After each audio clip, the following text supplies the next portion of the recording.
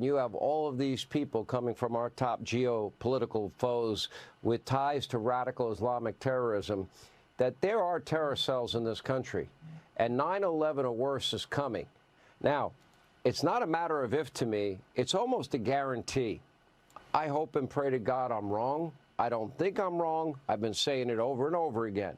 We just can't let 9/11 go. Don't get me wrong. 9/11 was bad. It was horrible. But why are we still talking about it? Why is Hannity bringing it up over and over and over and over and over again? I'll tell you why. It's the #1 tactic in the Republican playbook. Play on people's emotions, particularly anger and fear. You want people to be against something? Tell them it's just going to be the next 9/11. No one wants that. No one wants to let that happen. You tell them as a professional, high up Republican that this is going to be the next 9/11 or worse. You're going to get people afraid, and you're going to get people to vote the way you want them to vote, or send money to you. It's often a big grift. They're asking for donations so they can help prevent the next 9/11, and people will send it. But all in all, it's always to exploit their voters through emotions. When you remember that ISIS was an idea, they were the JV, even though they were beheading Americans and slaughtered thousands. And then Trump came along and he beheads the beheaders. And now we're going to jail him. We've replaced ISIS with Trump. An unruly protest at the Capitol is now viewed by people in the media as worse than 9/11. Here at Fox, today is 9/11. On CNN and MSNBC, it's Monday. Because it's not January 6th. What? No, seriously. What did he just say? I mean, 50 points to anyone in the comments who can give an actual analysis of the word salad that just came out of his mouth. But the point I want to make with that clip is it doesn't matter. All he had to do was say ISIS, 9/11, January 6th, all the buzzwords that prey on people's fear and anger. And what do you have? You have a bunch of Republicans watching Fox News who don't hear any of the logic of, because there isn't any logic in what he's saying. All they hear is buzzwords. They get upset, and then they blame who Fox tells them to blame. They vote for who Fox tells them to vote for, and they send money to who Fox tells them to send money to. Suddenly they can tell you that people immigrating to America across the southern border is scarier than a literal violent insurrection in an attempt to overthrow our government. They will literally tie anything they don't like in with 9/11. Why bring up George Floyd on 9/11? I don't know. The two things don't really seem related other than they were both tragedies. The circumstances of Floyd's death was used to vilify every law enforcement officer in America. It's as if a total of 72 law enforcement officers didn't die on that day on 9/11, right? Or any other day. So after a police officer killed George Floyd, people went, no cops died on 9/11. Like, what are you talking about? But again, it doesn't matter. It does not matter. They say 9/11, and all of their listeners and viewers just go, George Floyd, 9/11, they hate cops. And not only is that trivializing what happened to George Floyd, but it's also really trivializing and sort of bastardizing 9/11. It's using tragedy for their own emotional manipulation. And it's incredibly obvious. And it surprises me that more people who watch Fox News, who are so, still very hurt about 9/11, don't get more upset that that's what it's being used for. But instead, you get people really buying into it, and they start to use 9/11 for their own conspiracy theories. It's 4 + 5 is 9, and 4 + 7 is 11.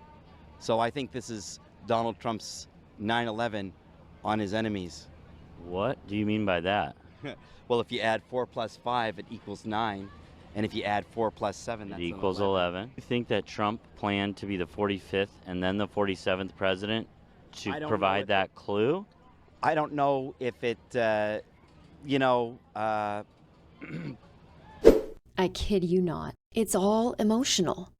None of it has to do with logic. And when they're asked to explain wait, what? And also, how? And do you really think that, for example, Trump planned to be this president this year, just so the math adds up to 9/11? They go, what?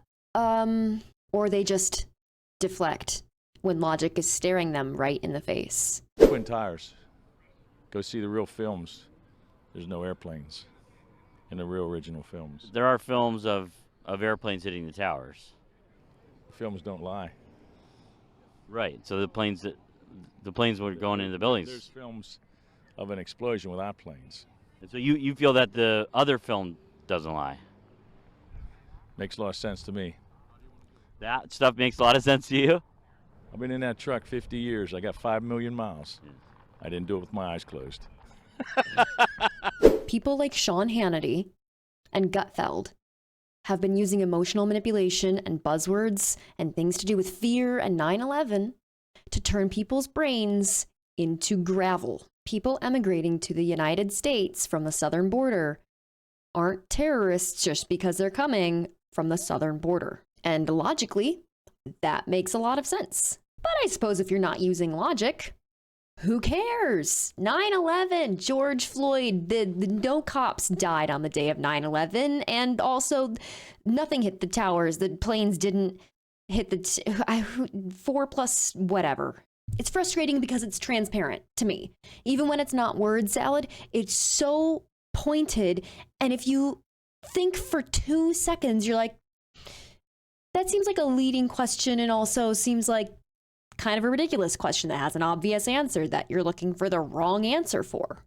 Bottom line is you were in charge of keeping us safe. And do you think we are safe with how porous the border has become? That's not saying it's all your fault. I'm just saying that are we safer now than we were before 9/11? I would say 3 things, Anil. 1, I'm incredibly proud of the men and women of the United States Border Patrol that risk their lives every day to sure keep you are, Americans but are we safer? safe and secure. Are we safer Number now? 1. Have y'all ever crossed the border into the United States from somewhere else? Have you ever been in a TSA line? I once made the mistake of wearing a sweater with zippers on the bottom, so it let off the metal detector. And when I was being very, very intensely felt up by the TSA agent, I made the also bad decision of joking about buying me dinner first. And I was questioned in a separate room. I almost missed my flight. You can't smuggle a joke into the US, much less a bomb. I'm convinced that if you don't take off your shoes and your belt and your jackets and put all your electronics in a separate bin in the right amount of time, the TSA agents are legally just allowed to beat you. With our porous border, are we safer now than we were before 9/11? Give me a break. You also know we have people immigrating here from other places too, right? But those are white people from European countries, so I guess that doesn't matter. All I'm saying is it's emotional manipulation. And if you use your brain for 2 seconds, you can literally see it. So try that. Thank you so much for watching. If you want to check out some of my content that isn't news related, you can check out my personal YouTube channel at Bad Gamer Wyatt. And until then, I'll see you in the next video. Thank you.